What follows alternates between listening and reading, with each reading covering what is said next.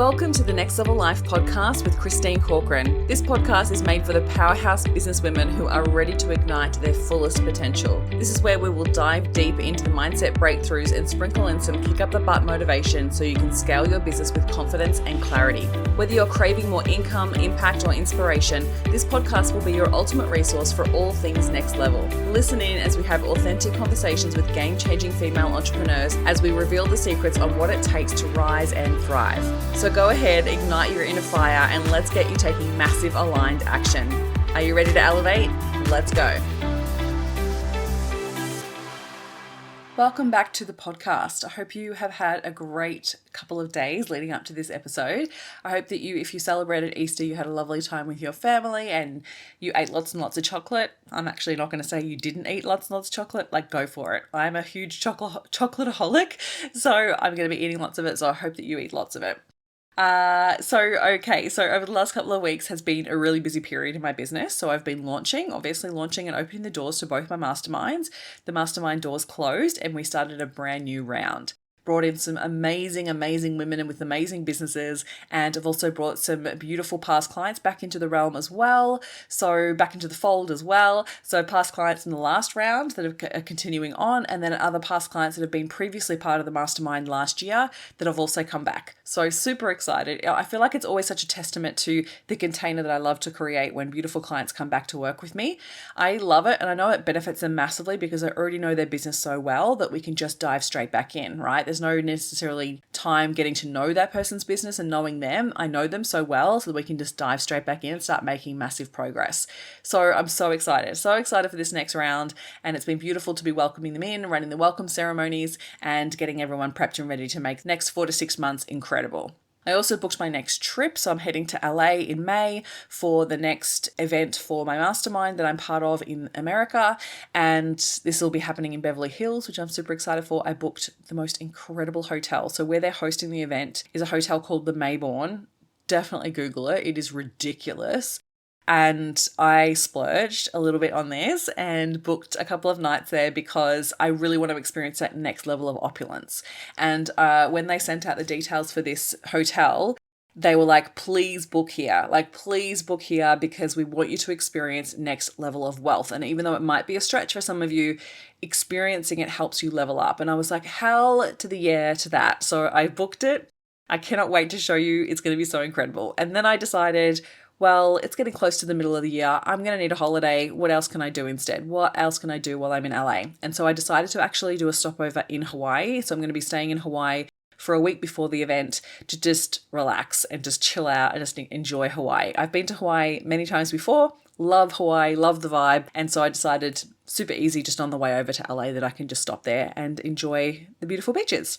So I also said on my stories the other day that I'm going to do an episode about launching, but I want to wait until I do a full debrief with myself for this most recent launch. This has been one of my most successful launches ever, and I'm going to be doing a full debrief breakdown with my OBM, and we're going to put a big plan in place for the next launches. And so I want to do a full debrief with all my data before I speak to it because yes, it was my most successful and there were so many lessons in the process of it as well.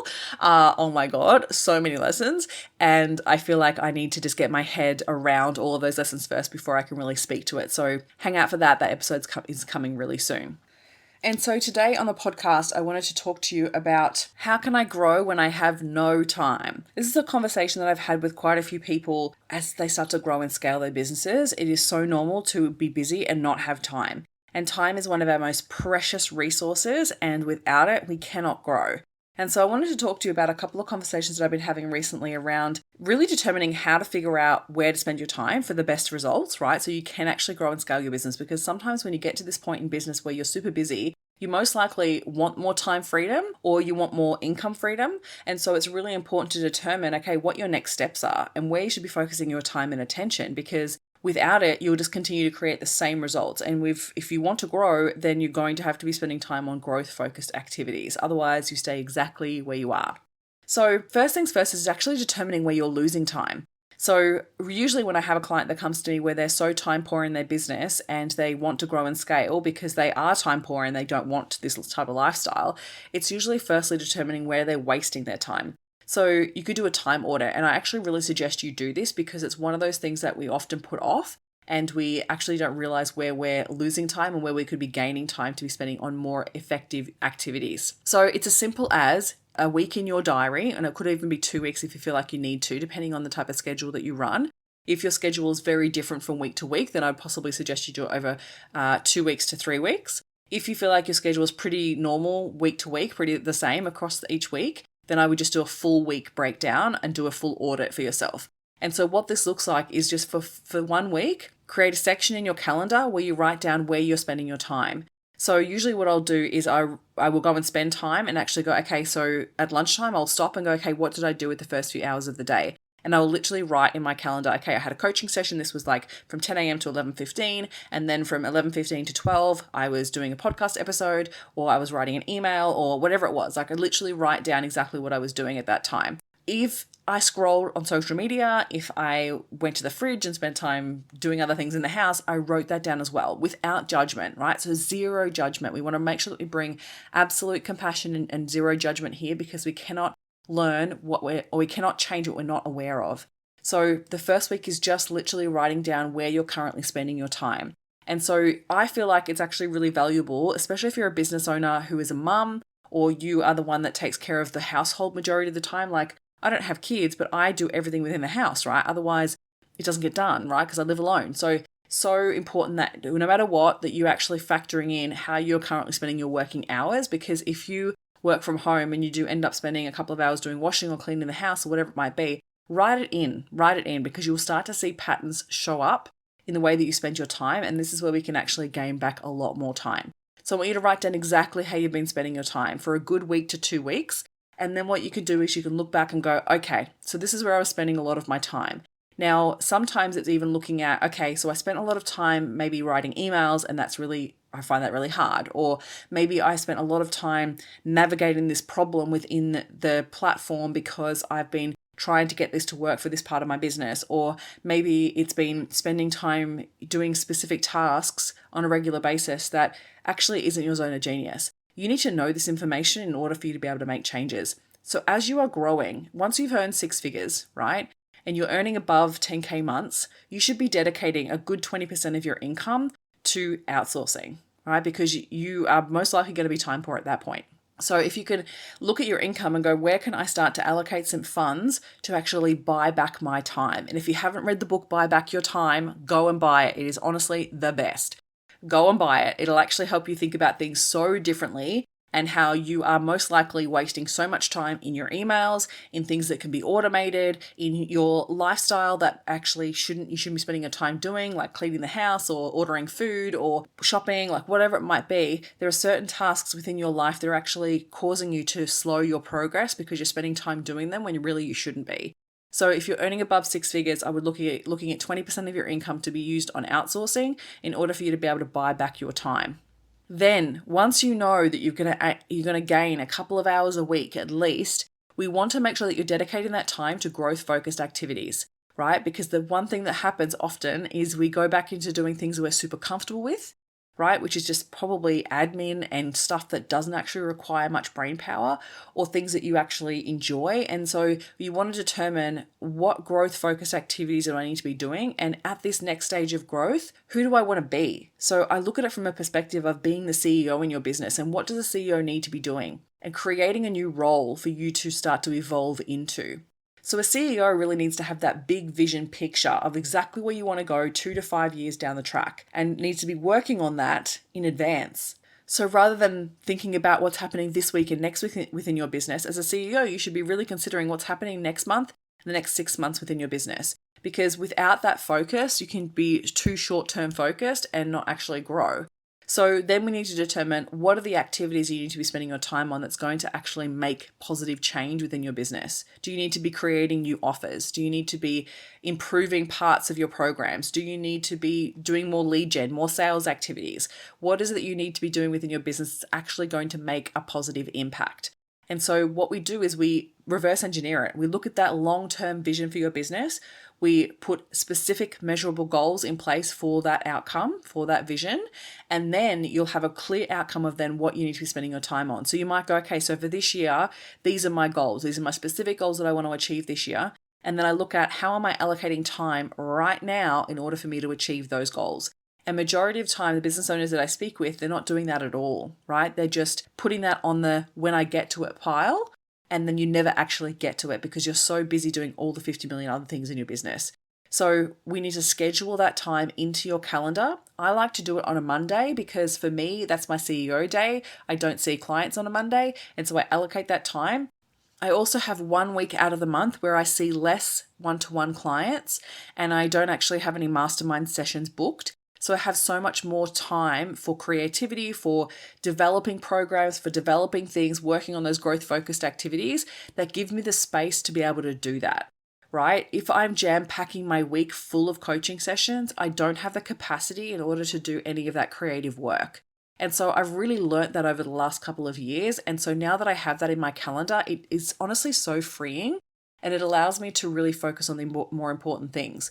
So, you've got to figure out what that is going to be for your business. And this is where we've got to really recognize on where you place your value as well, because if you've only got evidence from the past that you only make money when you're doing, right, when you're doing output or when you're working with clients, then it's going to be very challenging to begin with to set aside that time to work on your business because you're not going to see the results straight away. And that feels uncomfortable for someone who has conditioned themselves to believe that the only way for them to earn money is to be doing. So what can happen is they get to that time marked out of their diary, they feel uncomfortable and they go back to doing what they used to do, which felt more comfortable, right? They go and they book themselves back up. They go and make themselves busy, doing the busy work. Whereas really that's dedicated time for your growth-focused activities and it's trusting that they will come to fruition, and whether that's be 3 months, 6 months, 12 months down the track, but you're working on it now, otherwise it will never happen. It will never happen if you're not working on it now. And so it's really determining like how much time do you have to be able to do that. So, first when I started to really consider this from my growth focused activities within my business, I was quite booked and I only had half a day in a week to do those types of things. And so I had to make sure that it was dedicated time in the morning. So I was really focused on that. Otherwise I find it really hard for my brain to get into it in the afternoon. And so I allocated half a day once a week. And then I found that I was finding that really hard because then I was thinking about all the other things that needed to happen in my business. And so then it started to be a full day. And obviously I had other elements to really supporting my income, right? So you've got to find a way that actually supports the growth of your business by knowing that by you spending time working on the business, that will generate more income down the track. It absolutely will. But if you don't have those things being executed on, then it will never actually get there. And so at first it feels uncomfortable because you're like, oh, I'm allocating a whole day and now I'm not making any money on that day. Like, oh my God, right? And it feels uncomfortable. But then you've got to develop more proof that on the other days you're earning more income, right? Because you're dedicating that time to work with clients or on client work and you're being much more productive. Right? It's all about focusing on producing outcomes and producing value and results. Otherwise, again, we don't get anywhere. So I know this is a big episode, but I feel like I really wanted to spend time on it because it's one of those things that's one of those biggest challenges when we start to scale, because time is a big factor and it is the most precious resource, and you need to determine where you're most valuable. And you're most valuable when you're spending time on growth focused activities, on growing the business, on sales, on marketing, on the key things that actually help move the needle forward, right? And the last little piece here that I want to speak to is sometimes you've got to prioritize and schedule it consistently in order for it to be this new habit that you are spending time in your CEO headspace, working on those areas of the business in order for you to start seeing results, because that will take time, absolutely. And so sometimes you also need to get leverage on yourself. So I remember allocating, making my other days busier. And so then I would really be dedicated working with coaching clients on Tuesday, Wednesday, Thursday. I had Thursday set aside for masterminds. And then on my Friday, I'd possibly have one client, just one or two clients max. And then the rest of the day would be spent on working on growth focused activities. Other times I would actually dedicate a whole weekend, right? Because I was super busy and I was like, well, I really want to develop this program, or I really want to record these things, or I really want to work on this money mindset program, or whatever it is that I was working on. Sometimes I allocated a whole weekend. Now, obviously that's not possible for everyone, but for me, I was like, I know I cannot move forward without getting this completed. So I don't care. I'm just going to spend the whole weekend doing it. And I was able to do that because I wasn't available for clients, right? So sometimes you've really got to think about that in the future so you can map it out and plan for it. So this is why now with my masterminds, there's a week out of the month, which is an implementation week for my mastermind ladies. They still have access to me via Slack to ask questions and get coaching and all of that, but we're not running any live sessions. So it's also time for me to be in creation mode. So I find that works really well for my business. You just got to figure out what works really well for your business. And the first place is really determining where you're currently spending your time. Buy back your time first and then allocate what you're going to be spending your time on. I hope this episode serves you. I hope that you take something key away from it, and make sure that you let me know. If you do have any questions, send me a DM. If you feel so called to, share this episode on your stories and tell me what your biggest takeaway was, and make sure that you tag me in it. I just love hearing about the takeaways from the podcast. So would really appreciate it. It would also really help to get this message out there to more people. Thank you so much, and I hope you have an incredible week. Thank you for listening, and if you've found any value out of this episode, make sure you hit the follow button so you get access to the episodes as soon as they are live, and make sure you come hang out with me on Instagram. You can find me at ChristineCorcoran_coach. Have an incredible week.